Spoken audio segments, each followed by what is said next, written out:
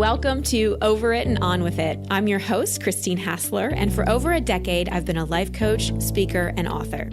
Each week, you'll hear me work directly with a caller as I coach them through a goal they want to accomplish or an obstacle they may be facing. I'll provide a blend of practical and spiritual advice, as well as tangible actions you can apply to your own life. Now, let's get on with the episode.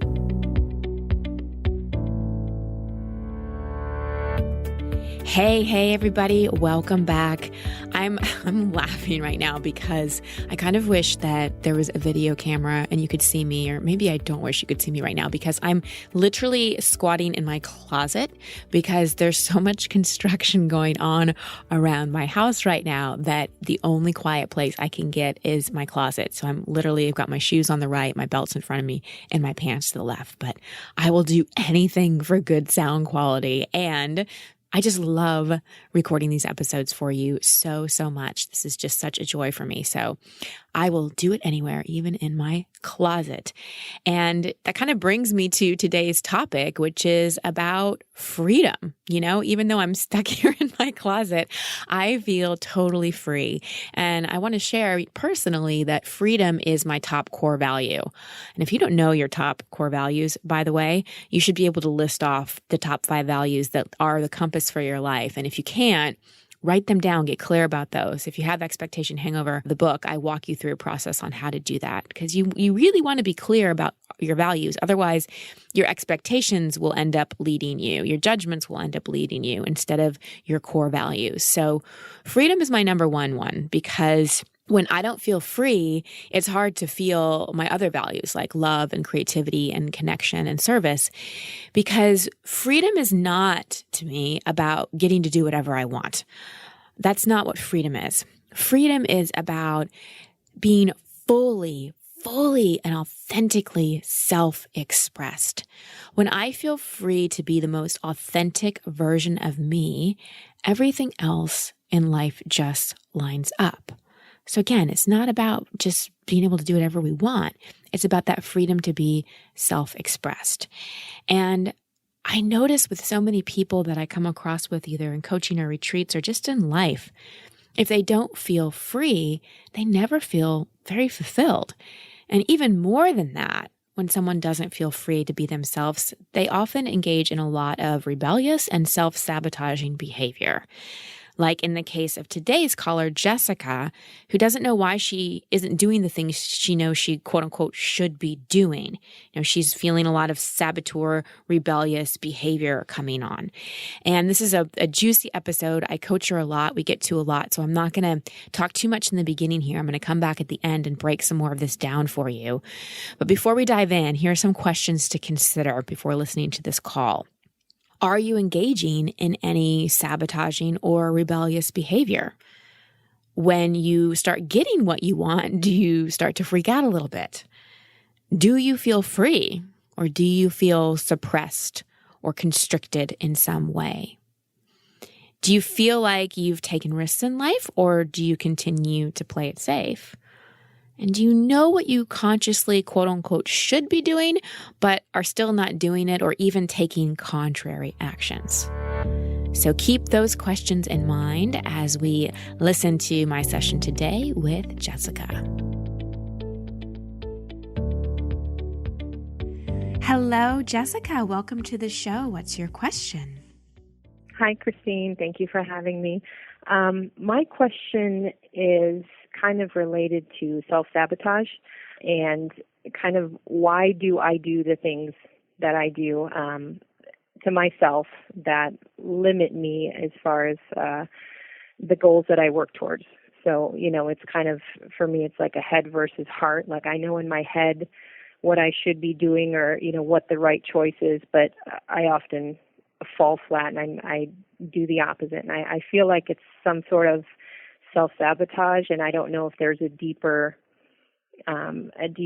root to that, maybe lack of self-love or something like that. And I'm just trying to kind of figure out why I make the quote-unquote wrong decisions when my head knows what the right decision is. Well, there's no right or wrong, like you said, quote-unquote wrong. Yeah. So the first thing is to stop judging yourself, because that right there perpetuates the problem. Okay. You're not alone.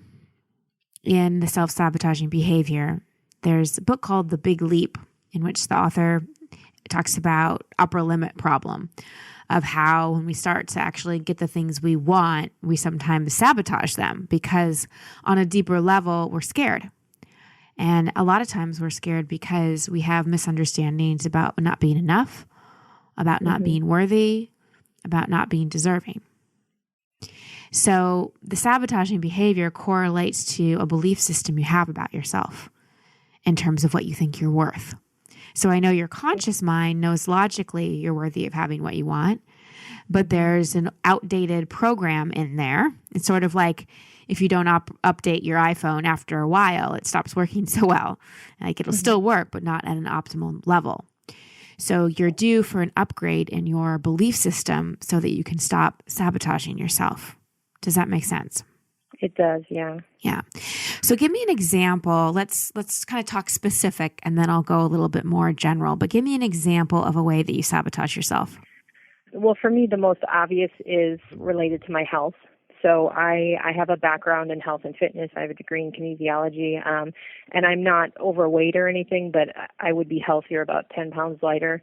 But I find myself literally a war going on in my brain saying, okay, you have these healthy foods at home, go home and make a nice dinner. And then another part of me saying, well, you're really tired, so just grab fast food. And it's like, a constant battle when I know based on my education and everything what the right choice is for my health goal of losing 10 pounds or being healthier, but I'm constantly giving myself excuses and say, well, you're too tired or, you don't really want to make anything or, whatever it is. So for me, that's the most obvious example. Were you raised in a strict household? Yes. Yeah.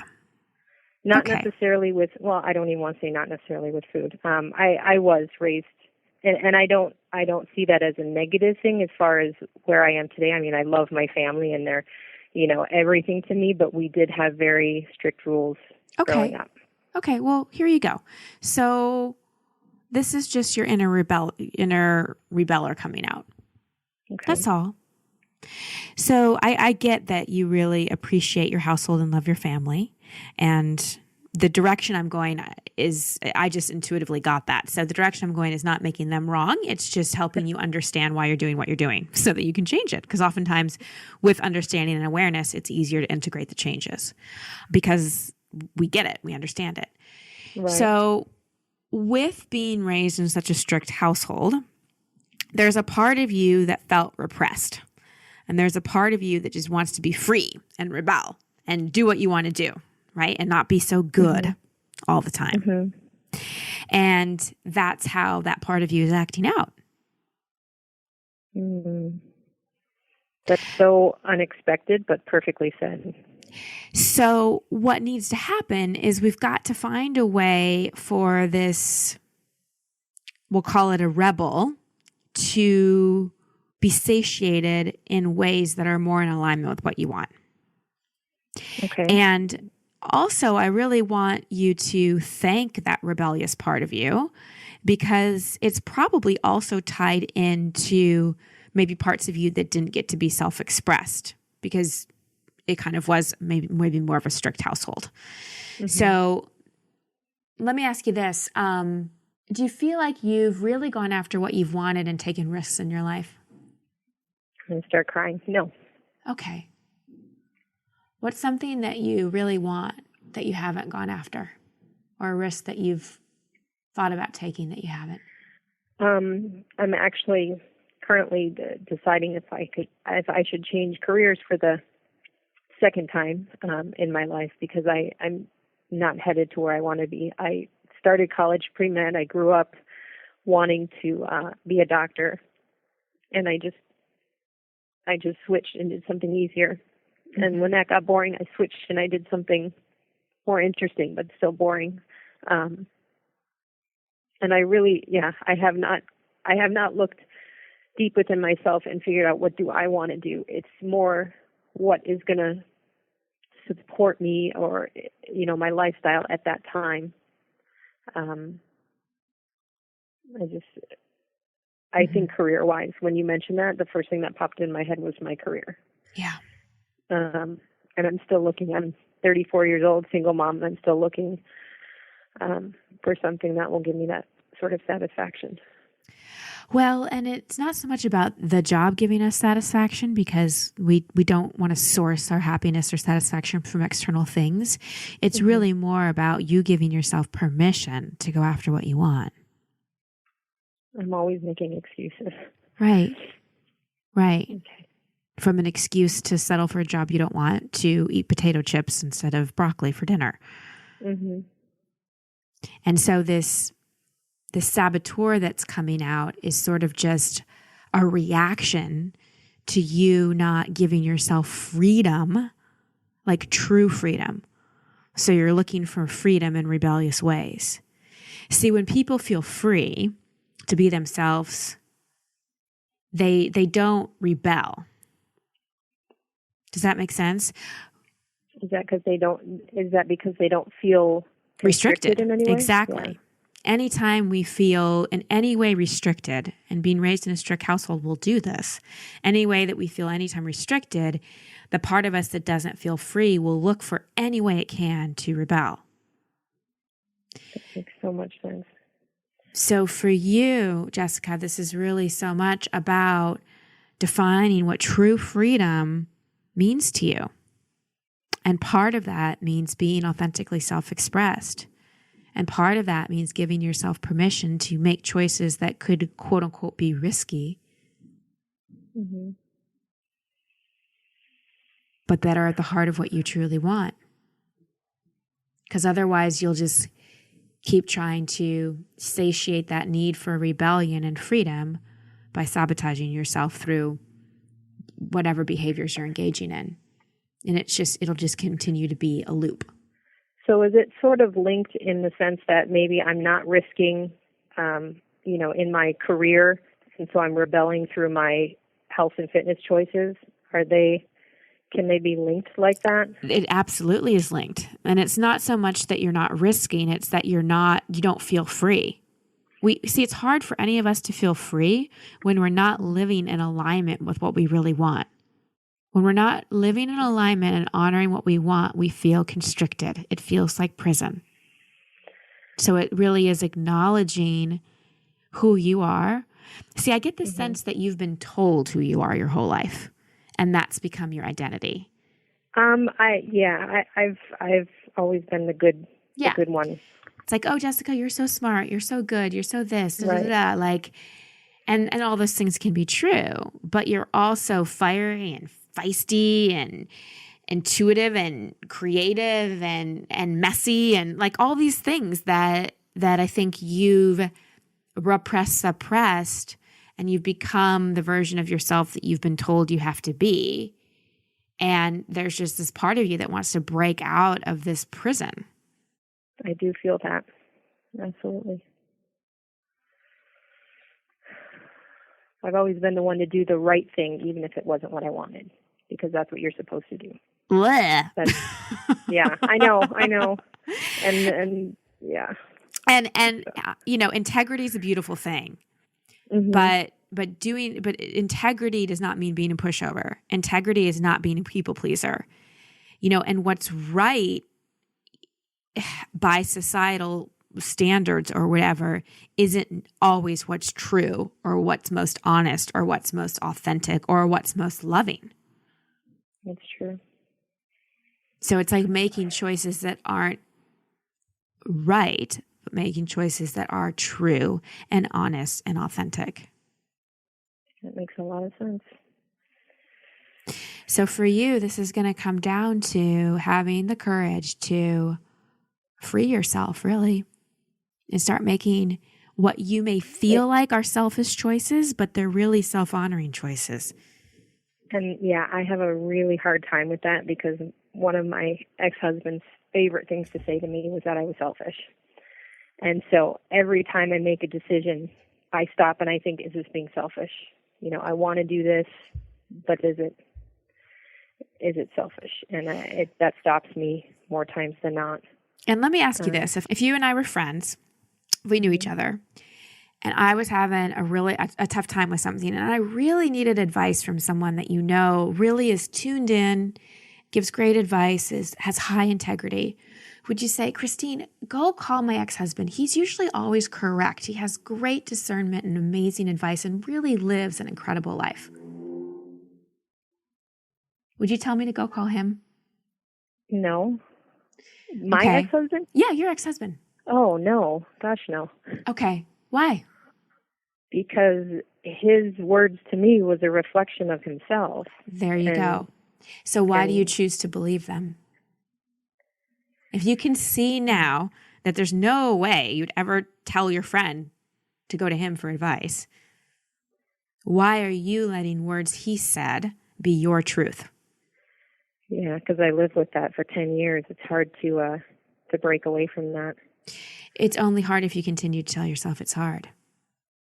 If you really get that he, again, like what you just said to me, so you're very wise. You just said what he was saying was just a reflection of how he feels about himself. Mm-hmm. It's just a projection, right? Mm-hmm. So give that back to him. Okay. Truly divorce him, because you're not fully divorced if you're still carrying around his belief systems. He said what he said. It's your responsibility for taking it on. It's not his fault. That's true, yeah. So this is another way you're not free. You're still in the prison of a marriage by continuing to carry around old stories. Wow. So you're only 34 years old. Only, yes. Only. That is not old. You've got a major opportunity. It's not. Again, story. Yeah, true. You've got a major opportunity here to start freeing yourself, to start liberating yourself, to start fully stepping into who you are. Being a good girl, doing all those things, it served you. It had its purpose. Keep your integrity, keep your honesty, keep your love, keep all those things. But let go of the people pleasing. Let go of the taking on what other people tell you. And let go of rebelling and sabotaging yourself as a way to feel free. If you start honoring your desires, like your true heartfelt desires, because the desire for fast food is not a heartfelt desire. That's an ego-based desire because some part of our soul is hungry. Mm-hmm. You've got to start feeding your soul. So tell me one thing, just one step you could take to start to free yourself. Like an actual thing to do? Mm-hmm. Like the first thing that popped into my head was to go back to school. Mm. To get into something that I truly want to do, regardless Beautiful. of what people say or how much money it makes, or something that honors my heart's desire. I love it. So what would be the first action step toward that? Would it be taking the MCATs, filling out an application? What would be something you can really commit to that's tangible here? I think it would be, actually, it's funny that you bring this up. I have an appointment in a month or two to go to like an information meeting at a university. Great. For one of their master's programs. Great. I just have to remember not to use any scary information as an excuse to not move forward. What would be scary information? It's going to take 2 to 3 years to complete. Again, I feel, my story, I feel like 34 is old, and the idea of waiting until I'm 37, 38 to even start a new career seems like forever. But again, now after talking to you, I realize that that's not truth. Right. That's and P.S. what I'm telling myself. Do you want to feel the way you felt at the beginning of this call when you're 70? No. So in the scheme of things, and the thing is, here's the thing, Jessica, don't forget this. Yeah, you may not start working in it for 3 to 4 years or whatever, but you're going to be in school and you're going to be learning and you're going to be taking those steps toward it. This is what we all forget. We're so outcome addicted in this society. You'll start to feel satiated just by moving toward it. You know, an artist, when they make a song or make a painting, it's not like once the painting is up or the sound is recorded that they feel amazing. It's the process of doing it. So please don't think this doesn't begin for 3 to 4 years. This begins now. This begins the moment you decide. That's true. I never thought about it that way. And I want to set an example for my son that Yes. you can do what you want, not what you have to do. Yes. Yes. You want him to grow up in a household that isn't necessarily strict, but is a household that's full of love, of true authentic freedom, and is safe for him to be fully who he is. Very true. Give that gift to yourself, and then you naturally give it to him. Was this helpful, Jessica? Very. It's gone in a completely different direction than I thought at the beginning, but yeah, this is incredibly helpful, and it's I think exactly what I needed to hear at this moment. Beautiful. Well, please take some action steps and follow up with me and let me know how you're doing. I will. And go for it. Go for it. Don't be the good girl. Be you. Yeah. Okay. All right, so lots to break down after this session with Jessica. First, let's talk about the rebel and the saboteur. You know, like I explained to Jessica, if we've been suppressed, perhaps we had a strict family, or just out of fear of being judged, or just really not knowing how to express ourselves because it wasn't nurtured or cultivated, or having a memory of, expressing ourselves, being told we were wrong or too much. A lot of people have that, like they remember being fully expressed at one point in their life and they were told to be quiet or be good or you're too much. And so you just shut down. You just start stifling it and you start to experience restriction. And the way it works inside is that on some level, we're always trying to achieve balance. So if we feel suppressed or constricted or restricted on some level, then on another level, we're going to try to balance it out by rebelling and engaging in sabotaging behavior. Everything from doing things that don't promote our health and well-being to being downright risky. Now I'm not against taking risks. I believe in taking leaps of faith and getting out of our comfort zone and taking risks. It's an important part of our growth. But when we're taking a risk, we've got to look at the origin. Are you taking a risk because you're reacting to something? Like you feel held back, and so you just want to go engage in risky, crazy behavior as an outlet? Or is it an intuitive risk like, oh my gosh, like I really want to go back to school, like it was in Jessica's case? Or, oh my gosh, I really want to make an online dating profile or whatever that risky thing is. That's coming from an intuitive place. That's coming from a proactive place. That's not coming from a reactive place. So that's the difference. Now, the other thing about the saboteur is it also connects to issues of self-worth. So I see many times people start to get what they want and then they start to freak out and sabotage it. I have a friend who got married and was in this amazing relationship, and she wanted it for a very, very long time, her whole life. But 3 months in, she's starting to criticize and nitpick her husband and create distance because there was a part of her that was just freaked out. Why do we freak out when we get what we want? Well, it ties to issues of self-worth. If we don't believe we're worthy and deserving, then when we start to get those dreams, we start to question them. So my strong encouragement to you today is to really, really know you are worthy and you are deserving of your dreams so that when they do start to manifest, you don't freak out and sabotage them. Next, let's shift back to the topic of freedom for a moment and about being fully self-expressed. I really want you to think about what being fully self-expressed looks like in your life. A lot of times we create our identity based on what we've been told Like in Jessica's case, you're good, you're smart, you're responsible, whatever it is. But there's a lot more to you than meets the eye. And I mean the eyes of other people.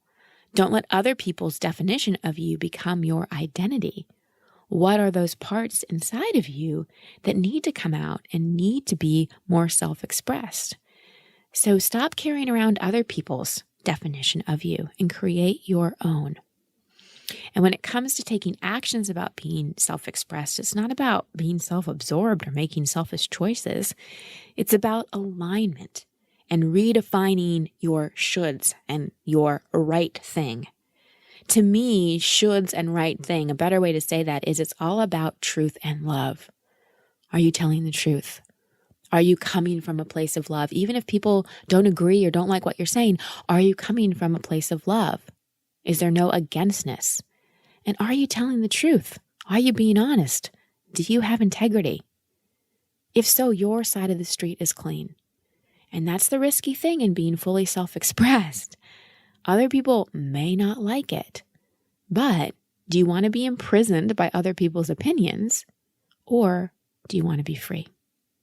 So, some assignments for you before we sign off for today. First of all, I want you to get really honest about your rebel, your inner rebel. We all have one. Write out, what is your rebel? What does that part of you do? How does it act? What behaviors does it engage in? And then next, I want you to write out your definition of freedom. And when I give you these assignments, you guys, don't just think them, really write them out. You'll get far more bang for your buck if you write these things out. So write out what it means to be free. What does it look like? What do you create? What does it feel like? What do you act like? And after you get that, next write down ways you are not free, ways you restrict yourself. Sometimes we rebel and sometimes we restrict ourselves. So how do you imprison yourself? And next, ways that you could be authentically self-expressed. Just start brainstorming. What would it look like if you were fully you? If you stopped worrying about being quote unquote too much and you were just you? And finally, what is at least one tangible action step you can take towards being more authentically self-expressed and consequently freedom? So in Jessica's case, it was going to that orientation meeting. What is one tangible action step you can do, an outward action step, not a thought, but an action step in physical world reality that you can take? Because there's got to be some outward manifestation of this commitment to be more free. Otherwise, the rebel will keep leading instead of that authentically self-expressed part. Oh, so deep breath. I know that was a lot, and I get really, really passionate about freedom. It's my greatest wish for each of you that you feel free to be you, because the authentic, real, raw you is absolutely perfect and beautiful and powerful. So don't waste another minute not being you. Thank you for listening to Over It and On With It. I love hearing from you, so please post your comments or questions at christinehassler.com/podcast. That's also the place you can sign up to receive coaching from me in an upcoming episode. And if you love this show, please share it and subscribe in iTunes. You can find all my social media handles and sign up to be part of my community at christinehassler.com. Until next week, here's to getting over it and on with it. Much love and many blessings.